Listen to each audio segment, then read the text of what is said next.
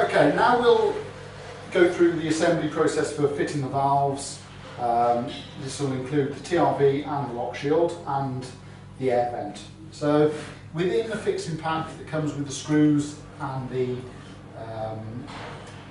bolts, washers, etc., you get the automatic air vent. You will also get a manual air vent, low level, for applications of higher pressures. So firstly we'll fit the air vent, and this just screws into the top of the heat exchanger, and it only needs to be done hand tight because there's no ring seal on it that just pinches. So no need to tighten it with a mole grips or Stilsons or pipe wrench, just hand tight's plenty. So next we'll fit the TRV, and this is fitted in the same way as any other TRV. So a traditional type of valve tail, that we just put a single wrap or a couple of wraps of PTFE tape just around the thread, just before we screw it into the top connection of the heat exchanger.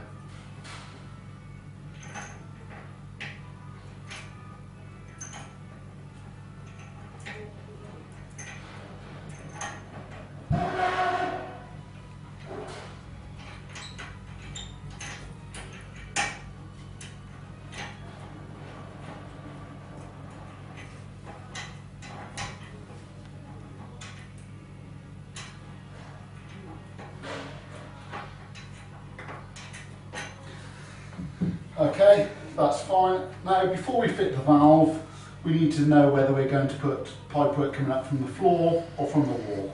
So in this instance, we're going to use pipework coming up from the floor. So we'll put the lock shield into the sump plug, and then we'll blank the end plate off, which is worth doing before you put the valve on, purely because it's easier to get in there to do.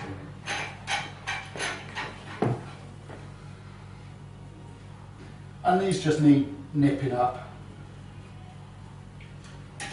They don't need to be over tightened, just nipped so that they seal.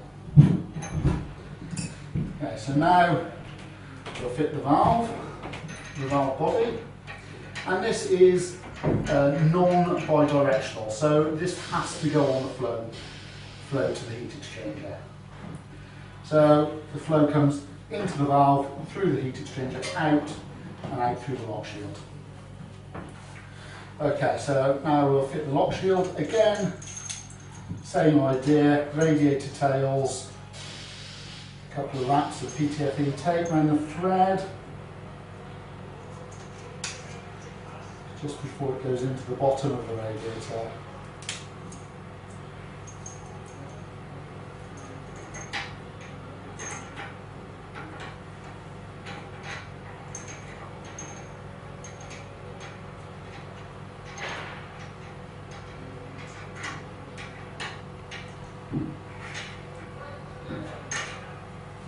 And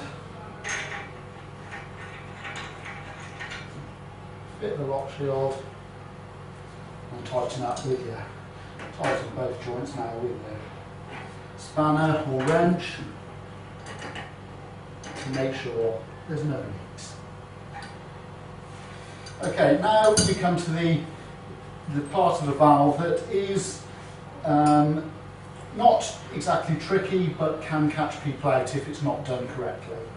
So we're going to use this short piece of copper pipe just as an example of obviously your pipework coming up from the floor. So what you have with the Yaga valves is a 1/2 inch male to M24 adapter, which needs to be screwed into the bottom of the valve. And this screws into both the valve. You'll have one for the valve and one that screws into the bottom of the lock shield as well. You then take the compression nut that comes as part of the kit, drop it over your pipe. You then put your brass olive with rubber O-ring over the pipe, and it is important that the pipe just sticks through the valve by about 5 mil. Sorry, through the rubber about 5 mil, and the nut goes against the brass. So So then this goes up inside your valve body and this gets tightened.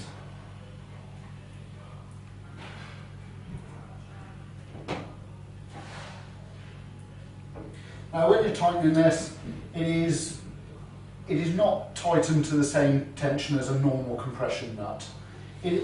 Because of the rubber and the split in the O-ring, which you'll see on this one, on the brass O-ring, this needs to be tightened to such a torque that that valve or that split is virtually closed, to make sure you've got a good grip on this pipe. In doing so, you'll find that there is very little thread left shown here. The torque setting is printed on all the packaging to make sure that this can be achieved on site.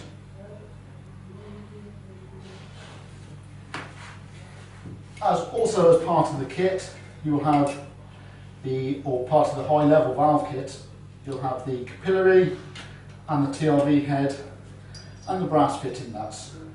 We're going to hold on to these till later till we fit the casing.